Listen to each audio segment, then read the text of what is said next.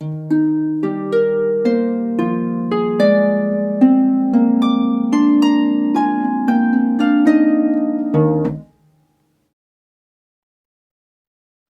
everyone, I'm Eileen and welcome to Harping Around.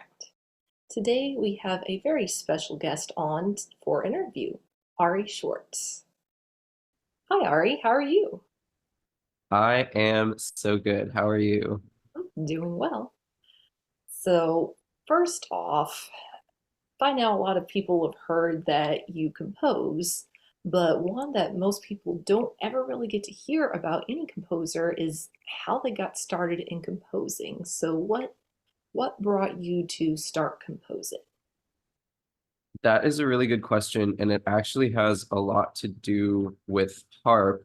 Um, because when I started like my musical journey in general, I started on this little tiny kind of two octave lever harp thing. And even back then, I kind of remembered I would play like the beginning exercises and the the little finger technique stuff.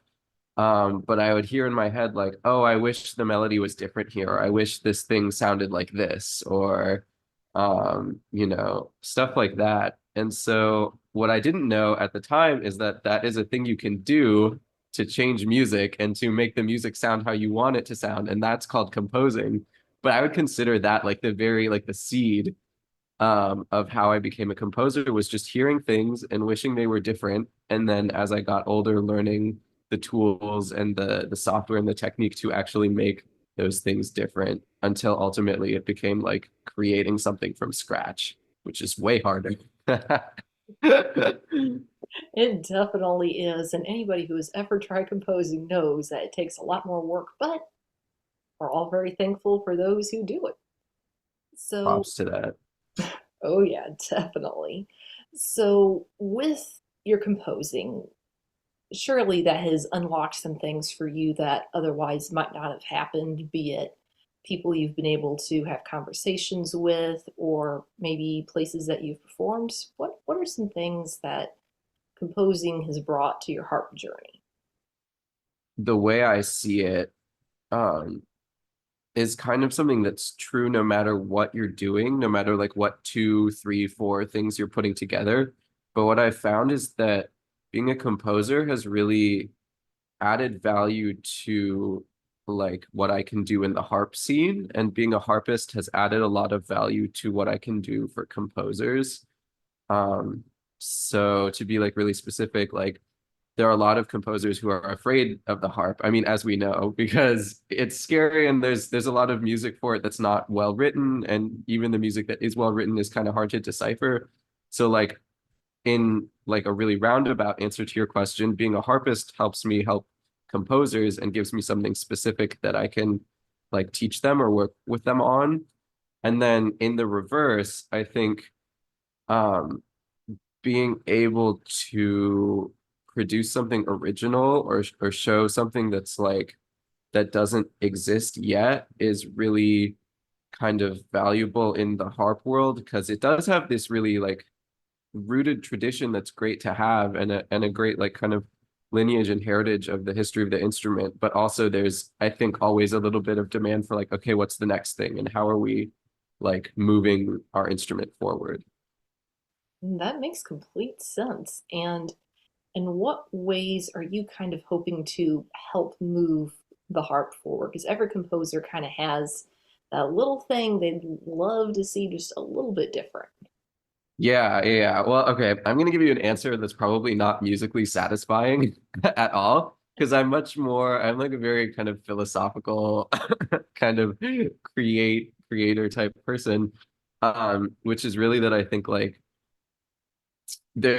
everyone can be a lot more critical. And this is not even about composing. This is about just being a performer, being somebody that programs events, but that everyone can be think a little more critically about like what are you saying with the music that you're programming, and how are you saying it, and to whom are you saying it?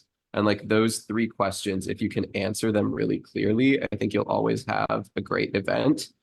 And so like composing for me at least is about those three questions in like a really small scale, where it's like with this piece of music, what do I want to say? Who am I saying it to? and how am I saying it? But I think that kind of ideology, like as a foundation, is really important to have, even if you're just putting together pieces that other people have written.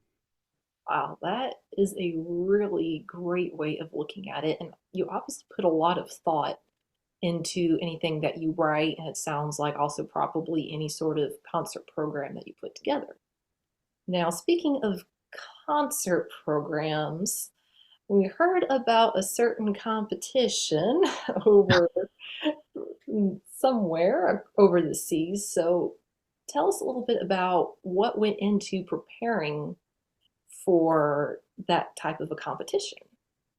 Oh yeah, so you're probably talking about the World Harp Competition, Yeah. which happened in the Netherlands as part of the Dutch Harp Festival. And let me first say that I am like so deeply not a competitive person. I hate especially performance competitions because I get anxiety about that, and I have not done a performance competition maybe since middle school. So it's probably been like 10 years or something.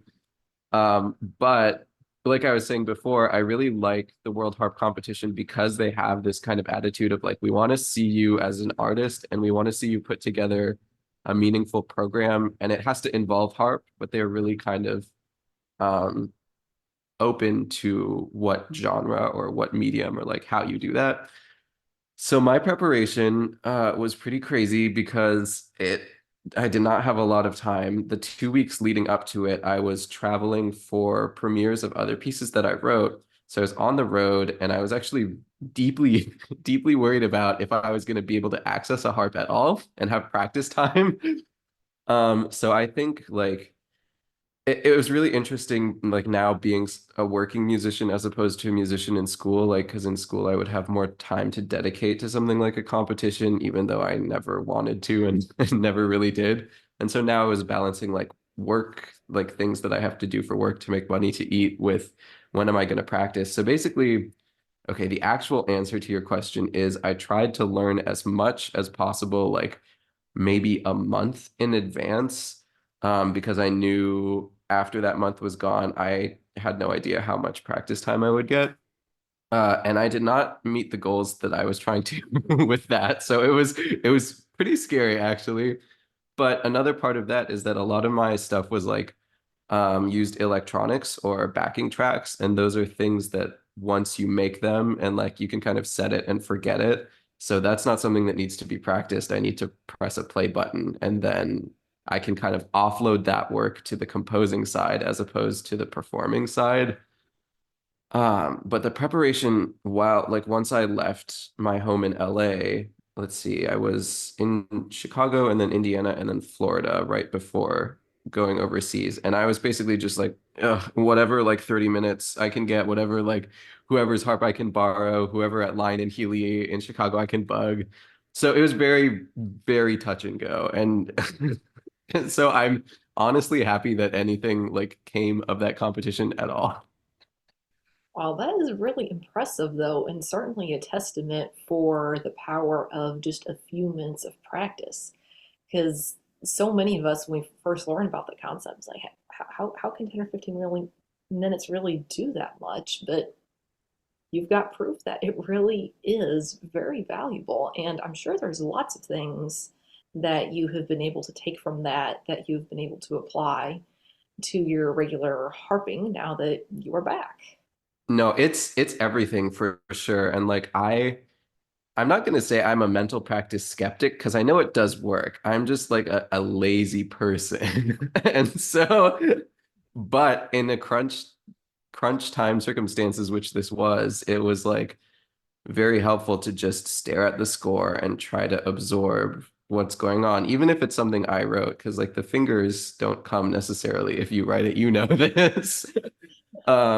And so like an example of that too is I was working with this quartet, this string quartet in the Netherlands, and we had one rehearsal before this performance. And like I at that point, it's not that I was at peace with the situation. I'm like, you know what, guys, like try your best. We'll give a performance, we will have a show, and it will be okay.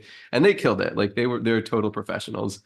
But for me, I was sitting on the train and I was like, tr like flipping between pages of the score, trying to like get like photographic memory in my head almost of being like, okay, I'm gonna turn the page back and then try to remember everything that's happening on the next page. And like I used music in that performance too, but I think just really forcing myself to do it ended up being really helpful. Wow, that is truly an amazing story and very impressive too. But before we wrap up here, is there any final words that you want to share with everybody? I think one thing about that experience that was really good and really kind of validating for the way I try to approach everything is just, I think you will make the best music and the best art if you are really, really honest with yourself about what you want to do. I mean, about the three things I said, the three questions I said earlier, but like really know, like think about like, does this music represent like who I am and what I want to say? And if the answer is maybe, then it's good to do some thinking about it. And if the answer is yes, then go for it with everything you've got. And if the answer is no, then that's fine. You'll find something else, you know? And I think that's always been the process that's worked for me.